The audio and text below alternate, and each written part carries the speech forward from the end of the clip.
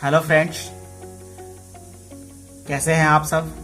उम्मीद है कि इस कोरोना के संकट में आप सब घर पे होंगे, सुरक्षित होंगे और एंजॉय कर रहे होंगे अपने अपने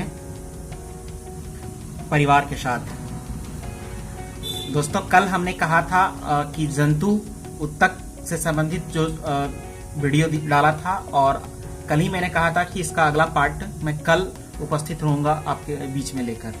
तो खास करके जो जेटेट के एस्पायरेंट हैं, जो साइंस से टेट देने वाले हैं, और झारखंड सचिवालय यानी सीजीएल के जो स्टूडेंट हैं, उनको ध्यान में रखकर ये वीडियो मैं अपलोड कर रहा हूं। तो आज का जो विषय वस्तु है उसका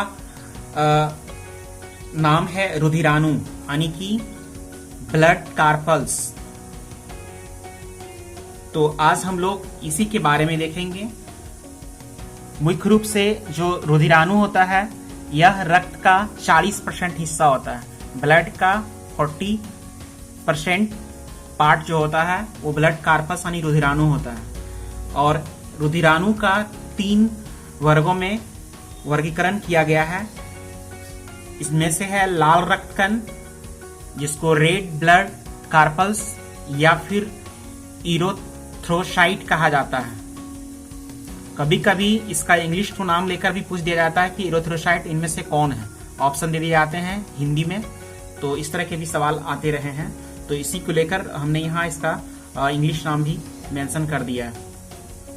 अब लाल रक्त कण के बारे में जो हम लोग देखेंगे, उसमें से सबसे पहले लाल रक्त कण जो है खास करके स्तनधारियों में पाया जाता है। यानी जो मैमल्स होते हैं, स्तनधारी में लाल रक्त कण उपस्थित होता है। और इसका आकार जो होता है वो उभयावतल होता है। केंद्रक, जहां तक की बात है केंद्रक की, तो इसमें केंद्रक नहीं होता है, लेकिन कुछ अपवाद है, एक्सेप्शन, जैसे है कि ऊंट है, लामा है। ये 2 ऐसे स्तनधारी हैं जिनमें से उनके आरबीसी में केंद्रक पाया जाता है। इस तरह के क्वेश्चन पूछे जाते रहे हैं कि इनमें से किनमें के लाल रक्त कण में केंद्रक पाया जाता है। तो इसीलिए यहाँ पर मैंने ये भी क्लियर कर दिया कि ऊंट और लामा अपवाद स्वरूप ऐसे स्तनधारी हैं जिनमें केंद्रक, उसके आरबीसी में केंद्रक उपस्थित रहता है। तीसरा पॉइंट जो हम लोग देखेंगे वो देखेंगे कि आरबीसी का निर्माण स्थल कहाँ है। यानी जो आरबीसी जिसको लाल रक्त कण बोलते हैं, इसका निर्माण अस्थि मज्जा, जिसको बोन मैरो कहा जाता है, और में होता है। और ये जो प्रोटीन, आयरन, विटामिन B12 एवं फॉलिक अम्ल आरबीसी के निर्माण में सहायक होते हैं। और एक चीज और इसमें ध्यान देने की बात है कि जनरली जो आरबीसी का निर्माण होता है वो तो अस्थि मज्जा, बोन मैरो में होता है, मगर भ्रूण अवस्था में इसका निर्माण यकृत और प्लीहा में होता है। यकृत यानी कि लीवर और प्लीहा यानी स्प्लीन में इसका निर्माण होता है भ्रूणावस्था में। जीवन काल जो होता है लाल रक्त कण का या रक्त बिंबाणु का, वह 20 से 120 दिन की अवधि का होता है। और इसका मृत्यु स्थल यानी कि लाल रक्त कण की जो मृत्यु होती है वह लीवर और प्लीहा में होती है। इसी कारण यकृत और प्लीहा को आरबीसी का कब्रगाह कहा जाता है। अब इसमें से एक अन्य चीज उपस्थित होता है, हीमोग्लोबिन। जो हीमोग्लोबिन होता है, यह नाम से ही पता चलता है कि ये 2 शब्दों से बना हुआ है, एक हीम और दूसरा ग्लोबिन। तो हीम जो होता है हीमोग्लोबिन में, वह एक प्रकार का रंजक है, यानी कि डाई है, और इसी के कारण रक्त का रंग लाल होता है। जबकि ग्लोबिन जो है, यानी कि ये पार्ट ग्लोबिन जो होता है वह लोह युक्त प्रोटीन है, जो ऑक्सीजन एवं कार्बन डाइऑक्साइड के संयोग करने की क्षमता रखता है। अब हीमोग्लोबिन में एक लोह तत्व यानी कि लोह यौगिक पाया जाता है, जिसका नाम हीमेटिन है। यह सवाल पूछा जाता रहा है विभिन्न प्रतियोगी परीक्षाओं में। दूसरा पार्ट जो है ब्लड कार्पस का, यानी कि रुधिराणु का जो है, एक चीज और इसमें से छूट गया, वो मैं बता देता हूं। ये भी पूछा जाता रहा है कि सोते वक्त आरबीसी जो है वो 5% कम हो जाता है। यानी कि आरबीसी सोने के वक्त 5% की कमी होती है इसमें। और जो लोग 4200 मीटर की ऊंचाई पर होते हैं उनमें आरबीसी जो है वो 30% बढ़ जाता है प्लस, और इसमें कमी होती है इसकी सोने वक्त। आरबीसी की संख्या हीमोसाइटोमीटर से ज्ञात की जाती है, यानी कि अगर काउंटिंग होता है आरबीसी बॉडी में तो उसको जिस यूनिट से मापा जाता है उसको हीमोसाइटोमीटर कहते हैं। और थैलीसेमिया रोग में यही लाल रुधिराणु यानी कि आरबीसी नहीं बन पाते हैं। अब आइए हम लोग फिर से देखते हैं श्वेत रक्त कण यानी कि व्हाइट ब्लड कार्पल्स या फिर ल्यूकोसाइट इसको कहा जाता है। तो इसका आकार जो होता है वो जिगजैग आकार होता है, यानी अमीबा के आकार का होता है इसका, उसी की तरह रचना में ये होता है। और इसमें केंद्रक जो है वो उपस्थित होता है, यानी केंद्रक प्रेजेंट होता है डब्ल्यूबीसी में, केंद्रक उपस्थित होता है इसमें। जबकि निर्माण इसका जो होता है, यानी ये कहाँ बनता है, तो इसका निर्माण अस्थि मज्जा, फिर लिम्फ नोड, कभी कभी यकृत और प्लीहा में भी इसका निर्माण होता है श्वेत रक्त कण का। इसका जीवन काल जो होता है वो 2 से 4 दिन होता है। लाइफ एक्सपेक्टेंसी जिसका होता है 2 से 4 डेज तक होता है इसका जीवन काल। और इसका मुख्य कार्य है शरीर के रोगों को संक्रमण से बचाव करना कार्य। डब्ल्यूबीसी का सबसे अधिक भाग यानी 60 से 70% जो होता है वो न्यूट्रोफिल्स कणिकाओं का बना होता है। न्यूट्रोफिल्स कणिकाएं रोगाणुओं तथा जीवाणुओं का भक्षण करती है।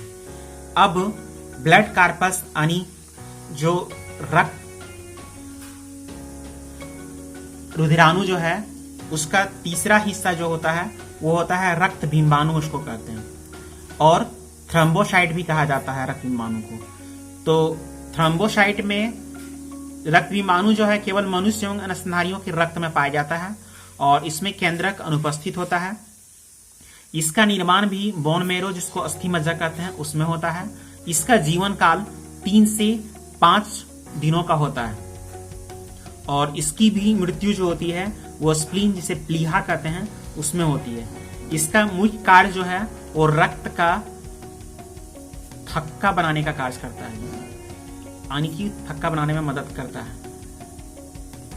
ये जो रक्त बिंबाणु जिसको ब्लड प्लेटलेट्स भी कहते हैं, और आपने सुना होगा कि डेंगू जब होता है किसी व्यक्ति को तो उसमें से इसी की कमी होती है, यानी प्लेटलेट्स की कमी होती है, यानी कि रक्त बिंबाणु की कमी होती है।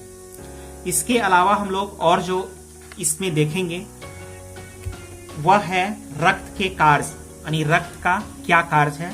तो ब्लड का काम है शरीर के ताप का नियंत्रण तथा शरीर को रोगों से रक्षा करना, ताप नियंत्रण और रोगों से रक्षा करना, यह पॉइंट है। दूसरा इसका कार्य है शरीर के वातावरण को अस्थायी बनाए रखना तथा घावों को भरना। तीसरा कार्य इसका जो है ब्लड का वह है रक्त का थक्का बनाना और साथ ही साथ ऑक्सीजन, कार्बन डाइऑक्साइड, पचा हुआ भोजन, हार्मोन व जो उत्सर्जी पदार्थ जिनका शरीर से बाहर निकलना होता है का संवहन करना रक्त का काम है। और रक्त का थक्का बनाना तो मैंने पहले ही कहा था। अब रक्त का थक्का जो बनता है वो रुधिर में प्लाज्मा के प्रोथ्रोम्बिन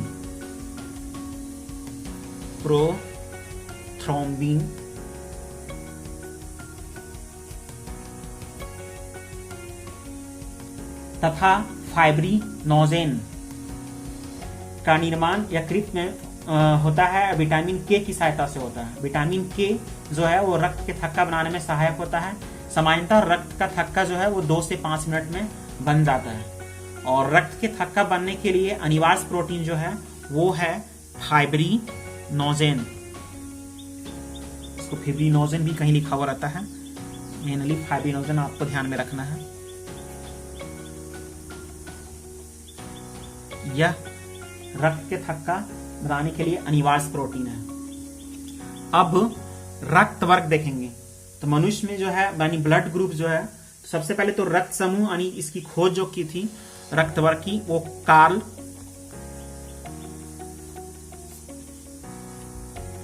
लैंडस्टीनर ने करी थी।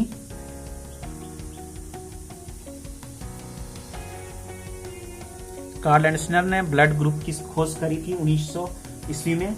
इसके लिए इन्हें 1930 में नोबेल पुरस्कार मिला था। और मनुष्य में रक्तों की भिन्नता का मुख्य कारण जो है वो लाल रक्त कण में पाया जाने वाला एक ग्लाइकोप्रोटीन है जिसको एंटीजन कहते हैं। अब एंटीजन दो प्रकार के होते हैं, एंटीजन ए और एंटीजन बी। एंटीजन या ग्लाइकोप्रोटीन की उपस्थिति के आधार पर मनुष्य में 4 प्रकार के रुधिर वर्ग होते हैं। जिनमें एंटीजन ए होता है वह रुधिर वर्ग ए हो गया, जिनमें एंटीजन बी होता है वह रुधिर वर्ग बी हो गया, और जिनमें एंटीजन ए व बी दोनों होता है वह रुधिर वर्ग ए बी कहलाता है। और जिसमें से कोई एंटीजन नहीं पाया जाता है वह रुधिर वर्ग ओ होता है। और किसी एंटीजन की उपस्थिति यानी ए बी की जो एंटीजन है इसकी उपस्थिति में एक विपरीत प्रकार का प्रोटीन रुधिर प्लाज्मा में पाया जाता है, उसे एंटीबॉडी कहा जाता है। और यह भी 2 प्रकार का होता है, एंटीबॉडी ए एवं एंटीबॉडी बी। अब हम लोग नेक्स्ट जो देखेंगे वो जानेंगे आरएच तत्व यानी कि आरएच फैक्टर क्या है ब्लड के लिए। तो आरएच फैक्टर 1940 में लैंडस्नर और वीनर ने रुधिर में एक अन्य प्रकार के एंटीजन का पता लगाया था, और इन्होंने सबसे पहले इसको रिसस बंदर में इस तत्व का पता लगाया था। इसीलिए इसे आरएच फैक्टर यानी उसी बंदर रिसस के नाम पर इसका आरएच फैक्टर कह दिया गया। जिन व्यक्तियों के रक्त में यह तत्व पाया जाता है उनका रक्त आरएच पॉजिटिव कहलाता है, और जिनमें ये नहीं पाया जाता है वो आरएच नेगेटिव कहा जाता है। अब जो समस्या आती है वह यह है कि रक्त आदान यानी जब रक्त का एक बॉडी से दूसरे बॉडी में ट्रांसफ्यूजन किया जाता है, एक व्यक्ति से दूसरे शरीर में जाया जाता है, तो आरएच फैक्टर की भी जांच की जाती है। और आरएच पॉजिटिव का जो रक्त है वो आरएच पॉजिटिव को आरएच पॉजिटिव का रक्त दिया जाता है, और आरएच नेगेटिव वाले को आरएच नेगेटिव का ही रक्त दिया जाता है। और यदि आरएच पॉजिटिव रक्त का रक्त आरएच नेगेटिव रक्त वाले व्यक्ति को दिया जाता है तो प्रथम बार कम मात्रा होने के कारण कोई प्रभाव नहीं पड़ता है, किंतु जब दूसरी बार इसी प्रकार का रक्तदान किया जाता है तो अभिश्लेषण के कारण आरएच नेगेटिव वाले व्यक्ति की मृत्यु भी हो जाती है। और इसी आरएच फैक्टर से जुड़ा हुआ एक और चीज है जिसको बोलते हैं एरिथ्रोब्लास्टोसिस फीटिलिस। एरिथ्रोब्लास्टोसिस फीटिलिस इसमें होता है क्या, यदि पिता का आरएच फैक्टर पॉजिटिव हो तथा माता का आरएच नेगेटिव हो तो जन्म लेने वाला शिशु जो जन्म लेने से पहले गर्भावस्था में या जन्म के तुरंत बाद उसकी मृत्यु हो जाती है। ऐसा लेकिन प्रथम संतान के बाद की संतान होने पर होता है। और इसके बाद हम लोग अब इसका एमसीक्यू देखेंगे जो इस पे आधारित है, उसके बारे में देखेंगे। तो आइए देखते हैं इसका एमसीक्यू, और आपसे रिक्वेस्ट है कि आप वीडियो को पूरा देखें बिना स्किप किए हुए। आइए देखते हैं इसका एमसीक्यू क्या है। तो आज एमसीक्यू में पहला क्वेश्चन है, ऊंट का कुक्कड़ यानी कि हम्प जिसको बोलते हैं, खाली स्थान उत्तक से बना है जो ऑक्सीकृत होने पर जल उपलब्ध कराता है। आपके ऑप्शन है कंकाली, बी है एरियोलर, सी है पेशीय, और डी है वशामय यानी कि एडिपोज टिश्यू जिसको कहते हैं। तो इसका सही आंसर जो होगा, ऊंट का जो कुक्कड़ यानी कि हम्प जिसको कहा जाता है वह वशामय उत्तक का बना हुआ होता है, और इसी का उपयोग ऑक्सीडेशन करके जब जल जहां उपलब्ध नहीं होता है वहां पर ऊंट इससे अपना जल की ये आवश्यकता की पूर्ति करते हैं। इसमें से कुछ क्वेश्चंस जो कल मैंने वीडियो डाले थे जो कि जंतु कोशिका के बारे में, तो जंतु ऊतक के बारे में, तो उसी से कुछ उस पर आधारित जो क्वेश्चन है उसको भी मैंने इसमें इंक्लूड किया है। और आज जो रक्त बिंबाणु के बारे में या आरबीसी डब्ल्यूबीसी के बारे में जो हम लोग देखें उससे भी जुड़ा हुआ क्वेश्चन है जो कि आगे आपको मिलेगा। इसलिए मैं आपसे रिक्वेस्ट करता हूं कि आप पूरा वीडियोस को देखें और एंजॉय करें, और बेहतर लगे तो मेरे चैनल को सब्सक्राइब करें, शेयर करें। आइए अगला क्वेश्चन देखते हैं। प्रत्यस्थ यानी कि इलास्टिक उत्तक जो हड्डियों को एक साथ पकड़े रहते हैं उन्हें कहते हैं। इनके बारे में एक्सप्रेशन मैंने कल किया था, कल के वीडियो में। इससे ऑप्शन है आपके स्नायु यानी जिसको लिगामेंट्स कहा जाता है, तंतुमय उत्तक जिसको फाइब्रस टिश्यू बोलते हैं, फाइब्रिन, और मांसपेशीय उत्तक या फिर मस्कुलर टिश्यू जिसका अंग्रेजी नाम है। तो इसका सही आंसर जो होगा वह होगा प्रत्यस्थ यानी कि इलास्टिक उत्तक जो हड्डियों को एक साथ यानी हड्डी टू हड्डी कनेक्ट करता है, वो हो जाएगा तुम्हारा आपका स्नायु, यानी कि उसको लिगामेंट्स कहते हैं। ये बोन टू बोन कनेक्ट करने का काम करते हैं। नेक्स्ट जो क्वेश्चन है वह है शरीर में सबसे अधिक पाया जाने वाला उत्तक है। आपके ऑप्शन है संयोजी उत्तक, बी है उपकला उत्तक, सी है पेशी उत्तक और डी है तंत्रिका उत्तक।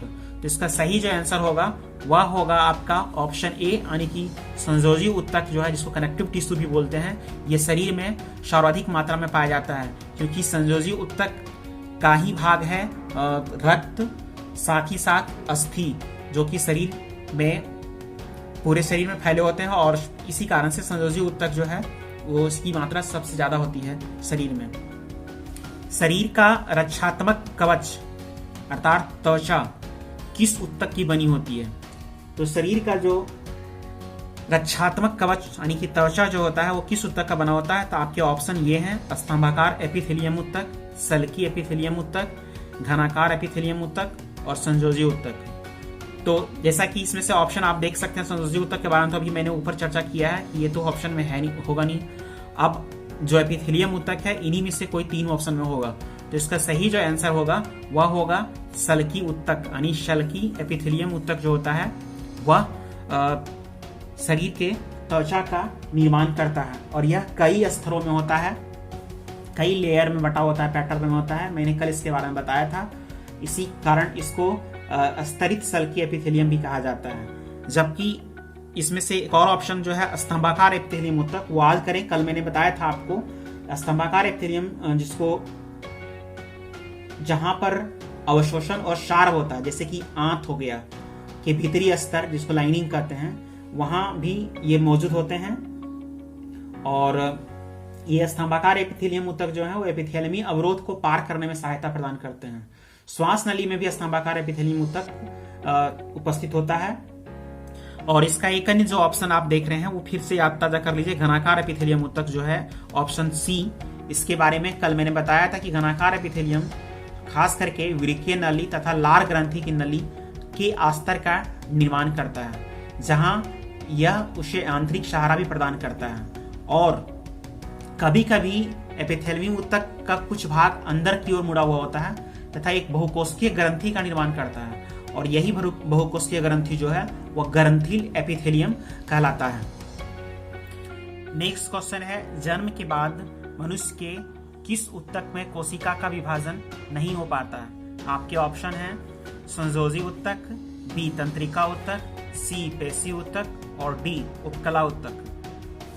तो इसका सही आंसर जो होगा, यानी कि जन्म के बाद मनुष्य के किस उत्तक की कोशिका, यानी कि ये तंत्रिका उत्तक की जो कोशिका होती है उसमें जन्म के बाद कोशिका विभाजन नहीं होता है। नेक्स्ट क्वेश्चन देखते हैं।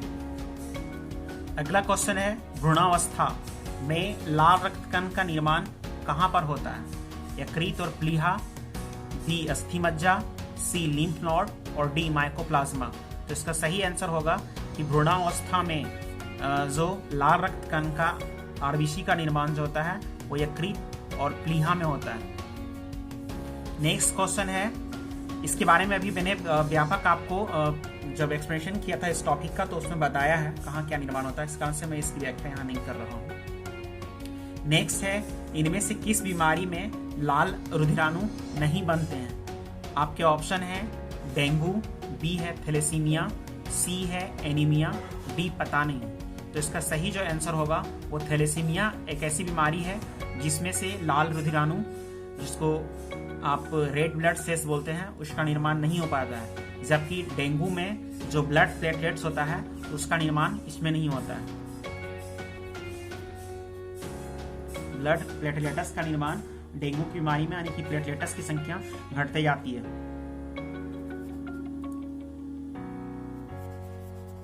और इसमें से आरबीसी लो होता जाता है।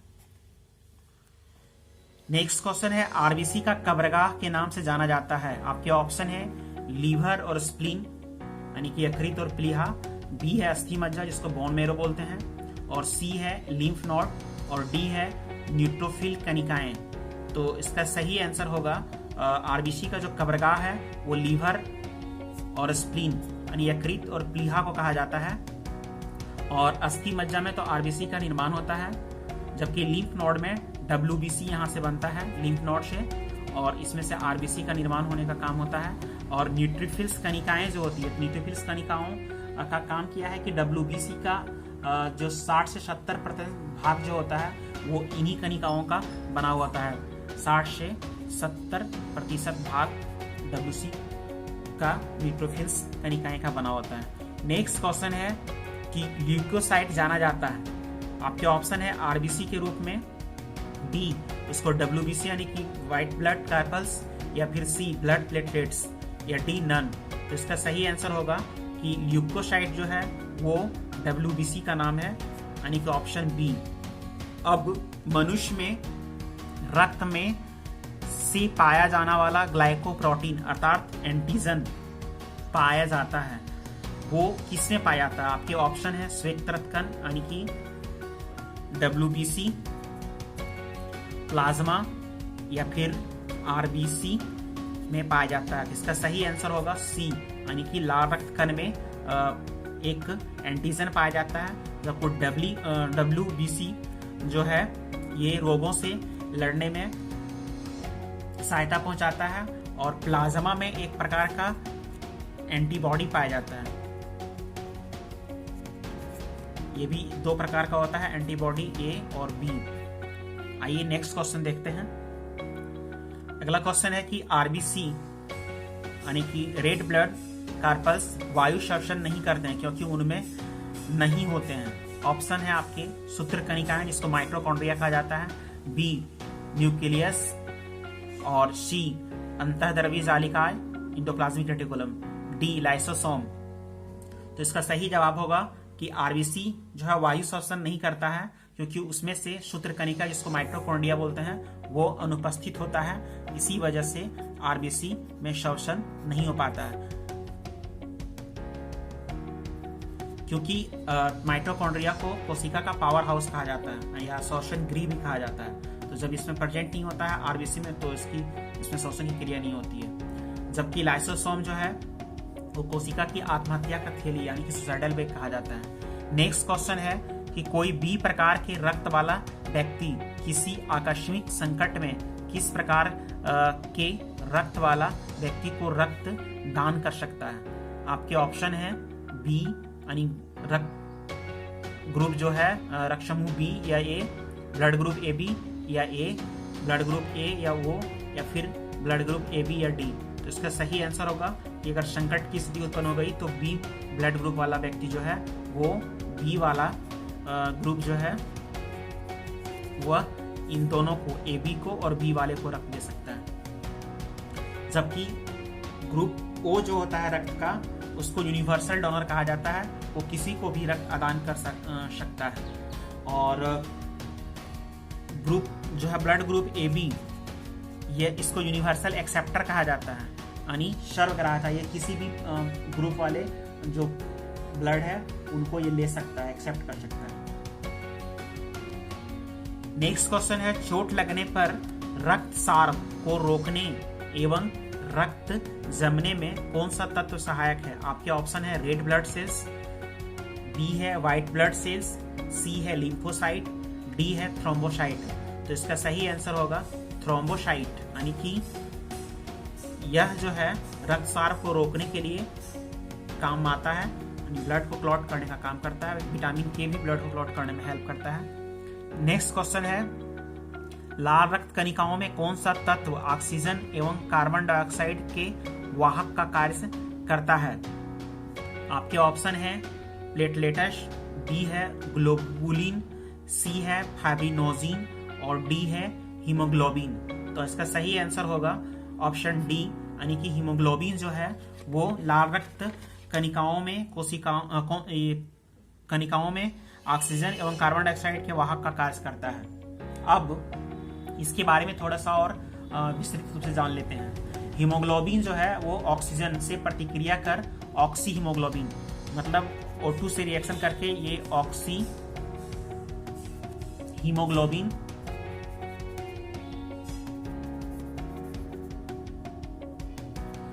बनाकर शरीर के विभिन्न कोशिकाओं में पहुंचाता है और कोशिका में पहुंचने के बाद ऑक्सीजन मुक्त हो जाता है एवं ग्लूकोज O2 की मौजूदगी में CO2 एवं जल का निर्माण करता है। हीमोग्लोबिन CO2 से प्रतिक्रिया करके कार्बोक्सी हीमोग्लोबिन, जब CO2 से रिएक्ट करता है तो ये भी क्वेश्चन पूछे जा सकते हैं, इसमें जितने भी मैं एक्सपेरिमेंट कर रहा हूँ वो सब चौथा क्वेश्चन है कि जब हीमोग्लोबिन कार्बन डाइऑक्साइड से रिएक्ट करता है तो क्या बनाता है, तो कार्बोक्सी हीमोग्लोबिन बनाता है।